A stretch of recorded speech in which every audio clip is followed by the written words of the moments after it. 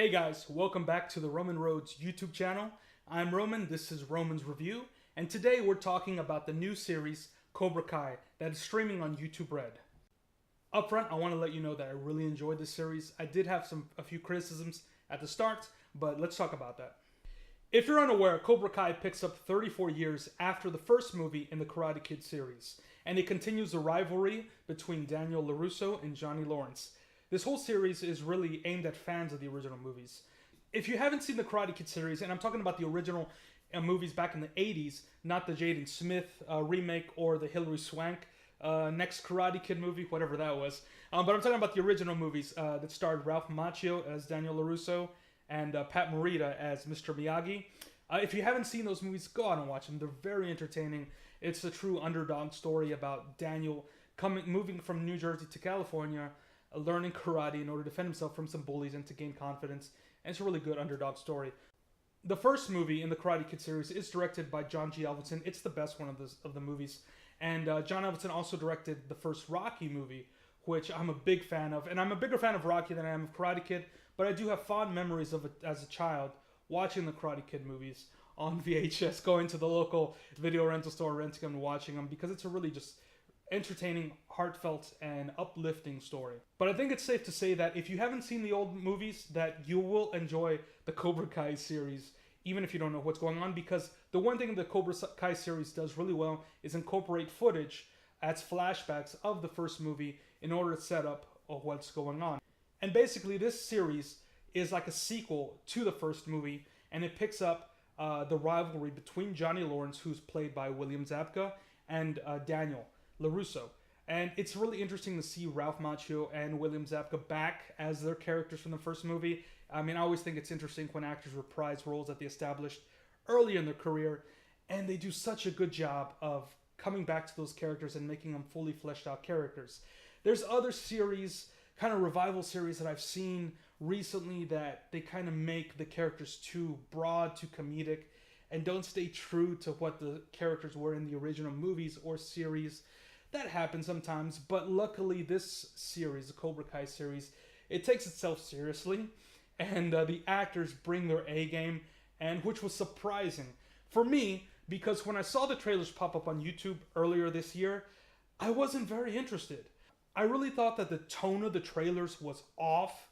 It seemed too comedic and too goofy, and I thought that it wasn't going to take itself seriously, which was I was expecting, because kind of the serious nature of the movies. And unfortunately, when I watched the first episode, I'll be honest, I felt the same way about the first episode that I felt about the trailers. I didn't like it at all. Episode 1 focuses on Johnny Lawrence, the character played by William Zabka, and he's older now. And in the first movie, he was the bully, and he would bully Daniel. And basically, from what I saw in the trailers and from what I saw in the first episode, he's still playing the bully, and he hasn't moved on from high school and all the rivalry and drama that went on in high school. And, you know, he's living in a small apartment. You know, he's divorced. He has a troubled son who he doesn't really communicate with. He's disowned by his stepdad. He loses his job. It's every conceivable down on your luck cliche. All of that is here, and I did not like it. I did not think that it was a worthy setup to the story. So I was afraid of where the series was going to go. And on the other hand, you do see Daniel LaRusso, and he's like super successful. You know, he owns a car dealership. He's rich. He has a very nice house. He has a beautiful supporting wife, and he has 2 children who at the first seem kind of like the rich, spoiled kids who are maybe getting into trouble or a bit lazy.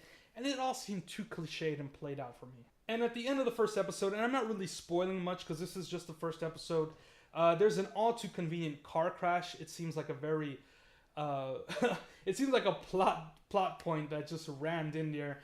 And basically this car crash makes Johnny and Daniel cross paths again. And, you know, Johnny is still bitter about the high school rivalry. And Daniel kind of takes it jokingly, kind of. You know, he's a bit of a hothead. And he makes a few jokes that bother Johnny. And basically, the rivalry starts up again. And conflict ensues. And that's where the series starts off. So I was a little disappointed while watching the first 2 episodes of the series. And those first two episodes you can watch for free on YouTube if you don't have a YouTube Red account. Check those first episodes out, see what you think. I wasn't the biggest fan of them, but luckily I do have a YouTube Red account, and I continue watching the series because there was a lot of positive feedback about it. So I said, why not give it a shot? Let's watch a few more episodes. And by episode 3, I was hooked, and it becomes so good. And really, all the general cliched stuff at the beginning of the series is just to kind of set up the story. It's painted in broad strokes so you know who the characters are, and you can kind of follow them through the progression in the series. And it's so interesting because the series is very comedic. It's showrun by the two guys who wrote the Harold and Kumar movies. And I like those movies, but I didn't expect that tone to fit with Karate Kid. But this series, the showrunners, they know when to be funny, when to be serious, and when to move the plot forward, when to move the characters forward. And just the progression as the series goes on kept me wanting to watch more. And I binged the whole series, and I really enjoyed it because it builds up to such a spectacular end that leaves you satisfied but wanting more. And I'm going to talk broadly. I don't want to give away any spoilers for any of the plot details in the series because I would love for y'all to watch it. But the basic plot is then Johnny Lawrence opens up his own dojo called Cobra Kai, which was the dojo that he trained at when he was a teenager. And in the first movie, you see his sensei, or the man teaching him karate. He's very mean-spirited, he's gruff, and he's rough, and he's kind of teaching them no mercy, you know? He wants them to strike first and, you know, basically show your power, be rough, be a man, give the first punch, and don't stop punching. You know, that kind of attitude. So Johnny, a lot of that is instilled in him because you find out that basically John Kreese, who was his sensei, was kind of like the only father figure he had. And then the story kind of becomes about that. It becomes about fathers and children and the relationship that we have. And there's like two main themes in the series.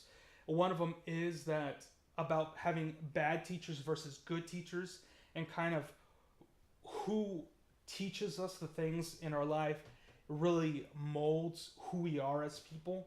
And the other theme is about balance. So you kind of see that there's like this balance back and forth. You see like this rhythm in the characters, this rhyme in all the characters, because Johnny opens up his dojo and he begins training kids who, when he was in high school, he would bully these kids, kind of nerds, outcasts.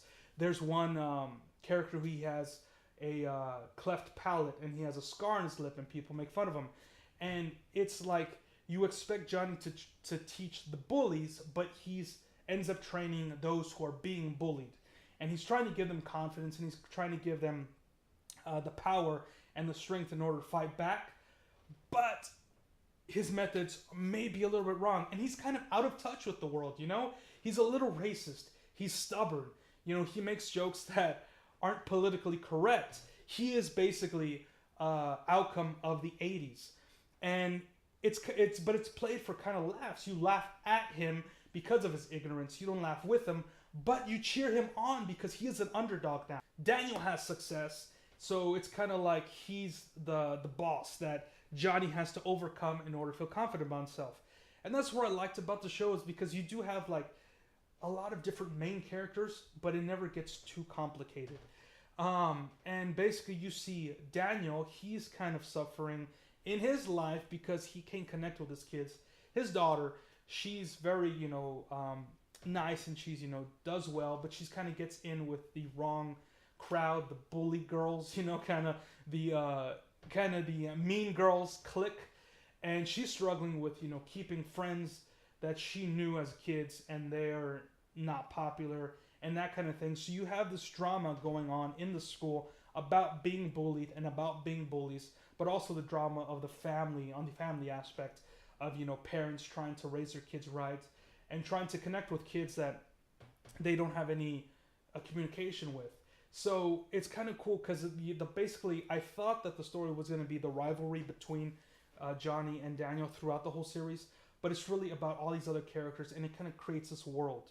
And there's a lot of twists and turns in the story kind of, it's funny to see the relationships, how some characters relate to others, and in a way, it is kind of the broad general like cliched underdog story, and the high school drama, but it's done in such a refreshing way because it's so funny, it's so engaging, and at times you find yourself rooting for different characters, and then sometimes the characters you're rooting for do things that are like bullyish, and you're like, wait a minute, I don't know if I like that they did that, but it's refreshing because it seems real as a TV show can be, as real as a TV show can be with kind of these overplayed plot lines.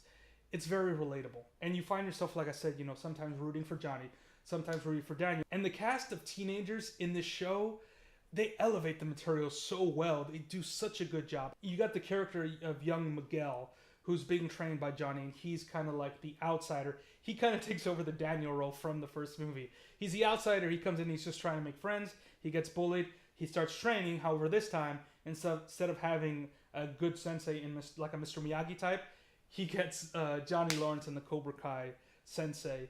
And then you have the young actress, I can't remember her name, but she does such a good job of playing Daniel LaRusso's daughter.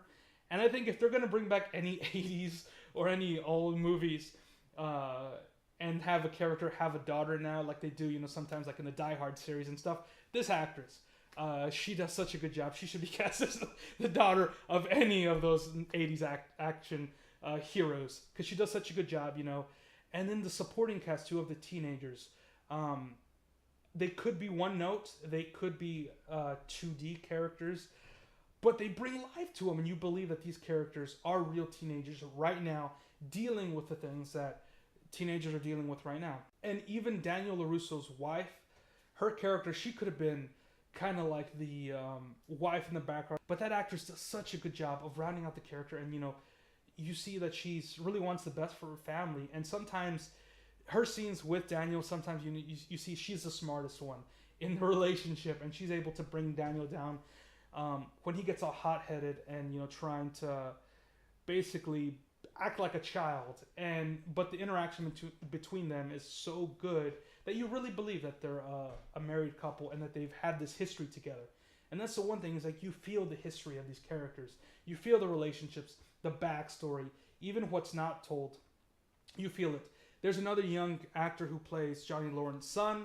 He kind of comes in mid-series, and at first you think it's going to be the typical, kind of, loner kid who's, getting into trouble, but his arc as well is so good. You kind of, everybody kind of seems to start one-dimensionally, but these actors bring out so much, and in the writing, they become real characters as the story progresses. So I would highly recommend this series. It's really good TV. It's not the greatest TV show, but it's so solid and so entertaining. And I think this is what TV sometimes needs to be. And, it moves to an end of the series, and the ending is so complicated.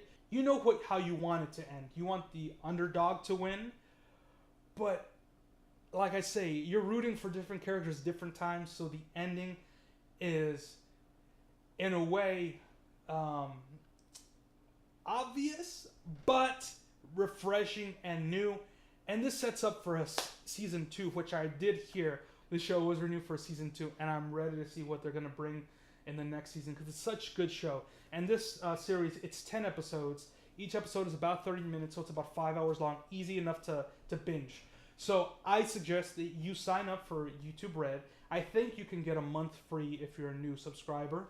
And watch the show. It's very entertaining. If you're a fan of the old Karate Kid movies, you'll enjoy the heck out of this. If you're not, you'll still enjoy it, because it kind of captures the nostalgia of not only the Karate Kid series, but other movies about being a teenager, or being a father, or being, in a dysfunctional family.